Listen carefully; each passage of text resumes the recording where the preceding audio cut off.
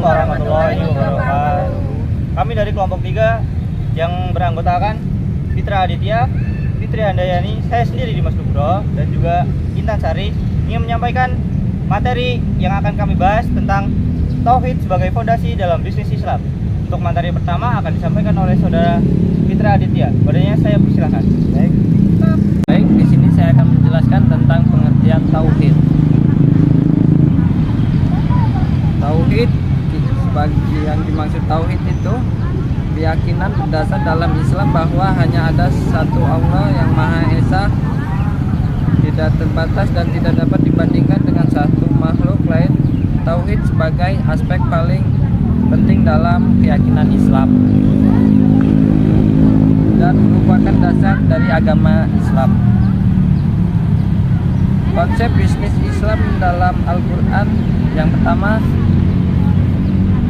bisnis di dalam Al-Quran dijelaskan dengan kata tijarah atau perdagangan. Secara umum yang mencakup perniagaan antara manusia dengan Allah. Kedua, makna tijarah dan perniagaan secara khusus yang dagangan ataupun jual beli antar manusia. Yang kedua, tauhid akidah dalam konteks bisnis Islam. Tauhid secara bahasa adalah masdar dan wahada yuhadu yang artinya menjadikan sesuatu menjadi satu saja. Konsep tauhid pun adalah selalu mendasari semua aktivitas dan gerak-gerik seorang muslim, karena hal tersebut selalu berkaitan dengan semua aspek kehidupan orang muslim. Bisnis Islam menempatkan tauhid dan akidah sebagai dasar dalam aktivitas operasional di dalamnya, karena ada merupakan dasar keseluruhan dalam tataan kehidupan manusia. Baik, sisanya yang dapat saya sampaikan. Selanjutnya, materi selanjutnya akan disampaikan oleh saudara Intan Sari. Selanjutnya yaitu ada aktivitas bisnis Islam untuk ibadah. A'udzubillahi minasyaitonirrajim. Bismillahirrahmanirrahim. Qul inna sholati wa nusuki wa mahyaya wa mamati lillahi rabbil alamin. Yang artinya, katakanlah sesungguhnya sholatku, ibadahku, hidupku dan matiku hanyalah untuk Allah Tuhan semata.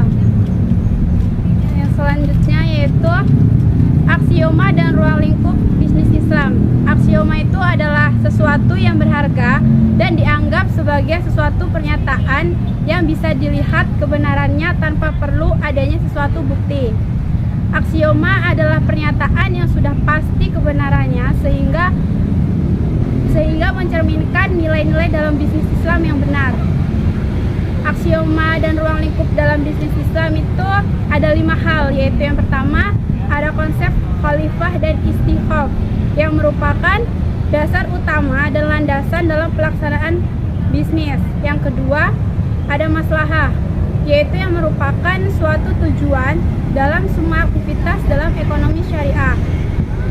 Yang ketiga ada falah, adalah kesuksesan, kemuliaan, dan kemenangan dalam hidup. Yang keempat itu ada isyan, yaitu yang merupakan suatu aktivitas yang dilakukan oleh seseorang dengan memberikan yang terbaik. Sekian, terima kasih. Selanjutnya di sini saya akan menjelaskan etika bisnis dalam Islam. Etika bisnis dalam Islam sangat penting dalam mengatur kegiatan bagi para pembisnis. Di sini etika bisnis dibagi menjadi 4, yaitu yang pertama ada tauhid. Tauhid itu merupakan definisi vertikal, yaitu hubungan antara manusia dengan Tuhan. Yang kedua itu tawazun. Tawazun adalah keseimbangan yang merupakan sumber dari segala kebaikan. Yang ketiga, selanjutnya keteladanan dalam proses keadilan dan kejujuran menurut bisnis Islam. Kisah keteladanan dalam bisnis Islam diwakili oleh 2 generasi soleh yang pembisnis dan merupakan contoh yang sangat baik dalam menjalankan bisnis mereka. Yaitu yang pertama ada Utsman bin Affan dalam berbisnis. Keteladanan Utsman bisa diteladani dari beberapa kisah, yaitu yang menggambarkan kedermawanan beliau. Utsman juga adalah orang yang sangat ahli dalam bidang ekonomi. dan ia memiliki hewan ternak yang sangat banyak, melebihi pengusaha-pengusaha yang terkenal.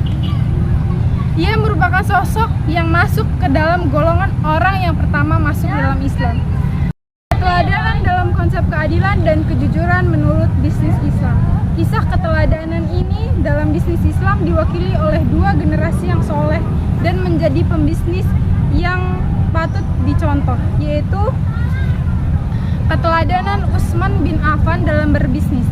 Keteladanan Utsman bisa kita contoh dari beberapa kisah yang menggambarkan kedermawanan beliau. Utsman juga adalah seorang yang sangat ahli dalam bidang ekonomi. Ia memiliki hewan ternak yang sangat banyak dan melebihi pengusaha-pengusaha yang terkenal. Selanjutnya, keteladanan Imam Abu Hanifah dalam berbisnis. Seorang pembisnis, Abu Hanifah mengajarkan akhlak yang baik dalam berdagang karena ia adalah sosok yang sangat jujur dan adil dalam membeli atau menjual. Akhlak Abu Hanifah ini agak langka ditemui di era zaman sekarang. Kenapa? Karena banyak di antara pembeli yang memanfaatkan ketidaktahuan informasi dari penjual untuk meraup harga semurah-murahnya.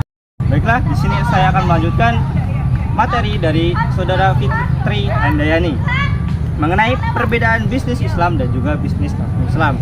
Nah, bisnis Islam sendiri memiliki perbedaan yang cukup signifikan dengan bisnis non-Islam. Di antaranya yang pertama yaitu tentang asasnya. Nah, di bisnis Islam ini sendiri asasnya meliputi akidah Islam itu sendiri, yang tentu saja segala sesuatu yang tidak diperuntukkan dan tidak diperbolehkan oleh agama Islam tentu tidak diperbolehkan. Nah, sedangkan bisnis non-Islam yaitu dengan asas sekularisme, yang sejatinya semua hal apa saja yang sejatinya dapat dijual belikan ataupun dapat dibisniskan itu diperbolehkan. Nah, selanjutnya yaitu tentang motivasi. Nah, di Islam sendiri motivasi dalam dunia berbisnis dan dunia apa saja itu berdasarkan dua hal, yaitu tentang di dunia dan juga di akhirat. Sedangkan di bisnis non-Islam yaitu berdasarkan pada dunia saja. Nah, itu tadi adalah beberapa hal yang menjadi perbedaan antara dua bisnis. Itu tadi penyampaian dari saya, kurang lebihnya mohon maaf. Assalamualaikum warahmatullahi wabarakatuh. Baiklah, itu tadi penyampaian dari kelompok 3. Kurang lebihnya kami mohon maaf. Kami akhiri. Wassalamualaikum warahmatullahi wabarakatuh.